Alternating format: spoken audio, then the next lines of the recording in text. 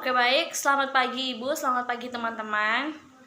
Kami dari kelompok 5 akan mempresentasikan hasil tugas kami mengenai pajak hiburan. Terlebih dahulu kami akan memperkenalkan diri kami. Saya, moderator Maria Cien Eflende, serta pemateri saya, Nurul Safira. Baik, setelah penjelasan singkat mengenai identitas kami berdua, sekarang pemateri saya akan memaparkan materi mengenai pajak hiburan. Kepada pemateri saya memberikan kesempatan. Pajak hiburan. Dasar hukum pajak hiburan. Hiburan adalah industri yang paling seksi dan erat kaitannya dengan gaya hidup dan sosial, sehingga perlu diatur juga salah satunya melalui pengenaan pajak hiburan.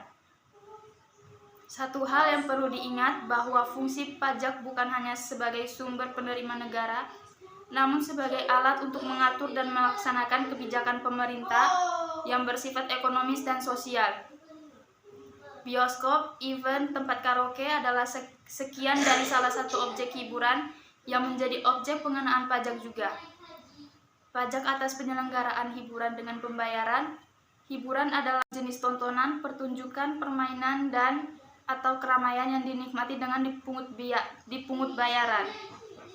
Subjek pajak hiburan. Subjek pajak hiburan adalah orang pribadi atau badan yang menikmati hibur. 2. Wajib pajak hiburan. Subjek pajak hiburan adalah orang pribadi atau badan yang menikmati hiburan. Wajib pajak hiburan adalah orang pribadi atau badan yang menyelenggarakan hiburan. Dasar pengenaan pajak hiburan adalah jumlah uang yang diterima atau yang seharusnya diterima oleh penyelenggara hiburan. 3. Objek pajak hiburan. Objek pajak hiburan adalah jasa penyelenggaraan hiburan dengan dipungut bayaran. Keempat, dikecualikan dari objek pajak. Dikecualikan dari objek pajak, hiburan adalah penyelenggaraan hiburan yang tidak dipungut bayaran pada acara pernikahan, upacara adat, kegiatan keagamaan, dan pameran buku. Yang kelima, tarif pengenaan pajak. Dalam pasal 45 UU Undang-Undang PDRD, pemerintah telah menetapkan batas pengenaan pajak hiburan dengan ketentuan sebagai berikut. Tarif pajak hiburan paling tinggi adalah 35%. Cara menghitung pajak hiburan. Cara menghitung pungutan pajak hiburan terutama sejatinya cukup sederhana, yaitu dengan mengalihkan besaran uang yang diterima penyelenggaraan dengan tarif pajak yang berlaku. Itu artinya, meski mendapatkan diskon atau bahkan mendapatkan hadiah voucher hiburan, penikmat dianggap telah membayar pajak berdasarkan nilai dasar pengenaan pajak seharusnya. Oke baik, sekarang kita memasuki contoh soal pajak hiburan.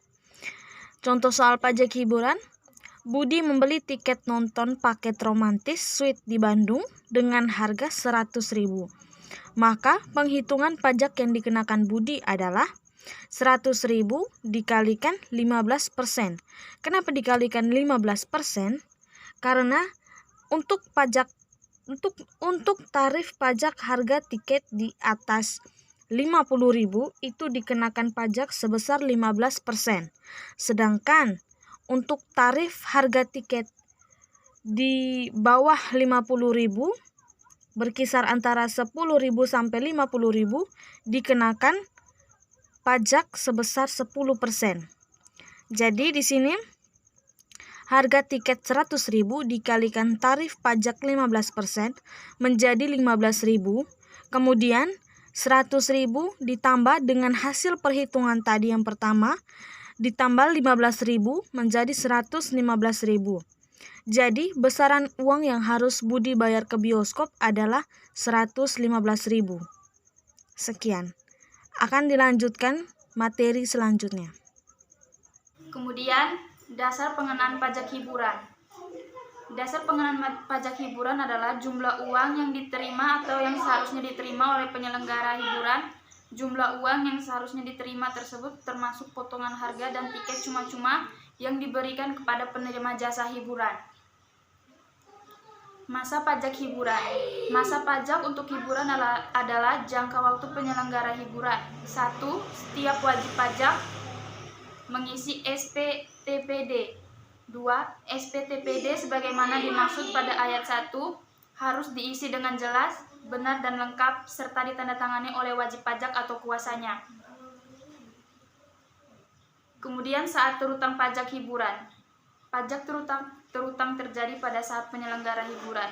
Dalam hal pembayaran diterima sebelum hiburan diselenggarakan. Cara pendaftaran pajak hiburan. 1. Mengisi formulir permohonan pendaftaran yang telah tersedia. Yang kedua, fotokopi KTP memiliki atau pengelola. 3. Fotokopi izin-izin yang dimiliki. 4. Fotokopi akte pendirian perusahaan jika pemiliknya dalam bentuk CV atau PT. Yang kelima, fotokopi surat perjanjian kontrak dan sewa jika tempat usaha berstatus sewa atau kontrak. Yang keenam, fotokopi sertifikat jika tempat usaha milik sendiri. Yang ketujuh, foto lokasi usaha tampak depan. Yang kedelapan, dena lokasi atau tempat usaha. Yang kesembilan, brosur perusahaan. Yang 10, rekap penjualan dalam 1 bulan.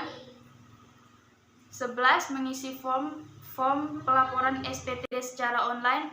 12, SPPT. 13, NPWP-PT atau CV.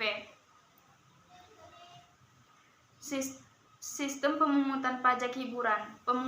Pemungutan pajak hiburan menggunakan sistem self-assessment, sistem yang merupakan suatu sistem pemungutan yang memberi wewenang kepada wajib pajak untuk menentukan sendiri besarnya pajak yang terutang.